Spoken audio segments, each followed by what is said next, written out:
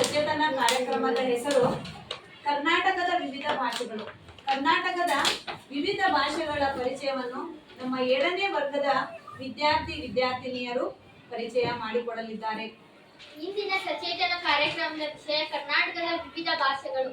ಕರ್ನಾಟಕವು ತನ್ನ ಶ್ರೀಮಂತ ಸಾಂಸ್ಕೃತಿಕ ಪರಂಪರೆ ಮತ್ತು ಭಾಷಾ ವೈವಿಧ್ಯತೆಗೆ ಹೆಸರುವಾಸಿಯಾಗಿದೆ. ಇಲ್ಲಿನ ಮುಖ್ಯ ಆಡಳಿತ ಭಾಷೆಯಾದ ಕನ್ನಡದ ಜೊತೆಗೆ ತುಳು, ಕೊಡವ, ಕೊಂಕಣಿ, ಉರ್ದು ಮತ್ತು ವಿವಿಧ ಪ್ರಾದೇಶಿಕ ಉಪಭಾಷೆಗಳಾದ ಹವ್ಯಕ, ಅರೆ ಭಾಷೆ, ಕುಂದಾಪುರ ಕನ್ನಡ ಇತ್ಯಾದಿಗಳನ್ನು ಮಾತನಾಡುವ ಜನರಿದ್ದಾರೆ. ಈ ಭಾಷಾ ವೈವಿಧ್ಯತೆಯ ಸಂಭಾಷಣೆ ಮತ್ತು ಪರಿಚಯವನ್ನು ಇಲ್ಲಿ ನೋಡಬಹುದು. ಕನ್ನಡ ರಾಜ್ಯ ಭಾಷೆ. ಕರ್ನಾಟಕದಾದ್ಯಂತ ವ್ಯಾಪಕವಾಗಿ ಬಳಸಲ್ಪಡುವ ಕನ್ನಡವು ದ್ರಾವಿಡ ಭಾಷಾ ಕುಟುಂಬಕ್ಕೆ ಸೇರಿದ ಪುರಾತನ ಭಾಷೆಯಾಗಿದೆ. ಸಂಭಾಷಣೆಯ ಉದಾಹರಣೆ: ವ್ಯಕ್ತಿ 1 ನಮಸ್ಕಾರ, ಹೇಗಿದ್ದೀರಿ? ವ್ಯಕ್ತಿ 2 ನಮಸ್ಕಾರ, ನಾನು ಚೆನ್ನಾಗಿದ್ದೇನೆ, ನೀವು ಹೇಗಿದ್ದೀರಿ?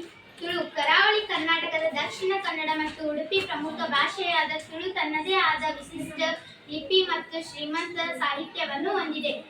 ಸಂಭಾಷಣೆಯ ಉದಾಹರಣೆ: ವ್ಯಕ್ತಿ 1 ಎಂಗ್ಲೆಂಡ್ ಉರುಗು ಪೋಡು. ವ್ಯಕ್ತಿ 2 ಆ್ಯಂಡ್ ಎಂಡ್ಲೆ ಜಾಗುಟೆಡ್ ಪೋಲೆ. ಕೊಡವ. ಕೊಡಗು ಜಿಲ್ಲೆಯ ಸ್ಥಳೀಯ ಭಾಷೆಯಾದ ಕೊಡವ ಭಾಷೆಯು ಅಲ್ಲಿನ ಸಂಸ್ಕೃತಿಯೊಂದಿಗೆ ಬೆಸೆದುಕೊಂಡಿದೆ. ಸಂಭಾಷಣೆಯ ಉದಾಹರಣೆ: ವ್ಯಕ್ತಿ 1 ನೀವು ಎಲ್ಲಿಂದ ಬರ್ತಿದ್ದೀರಿ? ವ್ಯಕ್ತಿ 2 ನಾನು ಮಡಿಕೇರಿಯಿಂದ ಬರ್ತಿದ್ದೇನೆ.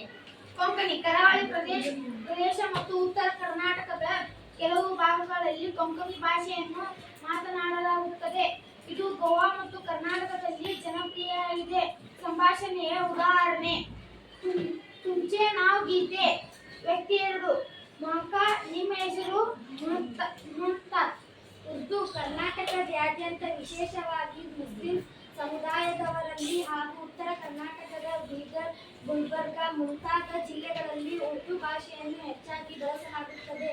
ಸಂಭಾಷಣೆಯ ಉದಾಹರಣೆ: ವ್ಯಕ್ತಿ 1 आप कहाँ जा रहे हैं? ವ್ಯಕ್ತಿ 2 मैं बाजार जा रहा हूँ.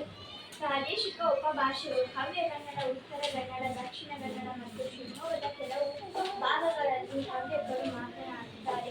ಅರೆ ಭಾಷೆ. ಕೊಡಗು ಮತ್ತು ದಕ್ಷಿಣದ ಕೇರಳದ ಗಡಿ ಭಾಗಗಳಲ್ಲಿ ಪರಿಚಯಿಸಿದಂತೆ ಕನ್ನಡದಲ್ಲಿ ದೈನಂದಿನ ಸಂಭಾಷಣೆಗಳನ್ನು ಹೇಗೆ ಮಾಡುವುದು ಎಂಬುದರ ಕುರಿತು ಒಂದು ಮೂಲಭೂತ ಪರಿಚಯ ಇಲ್ಲಿದೆ. ಇಂದಿನ ಸಚೇತನ ಕಾರ್ಯಕ್ರಮ ಮುಕ್ತಾಯ.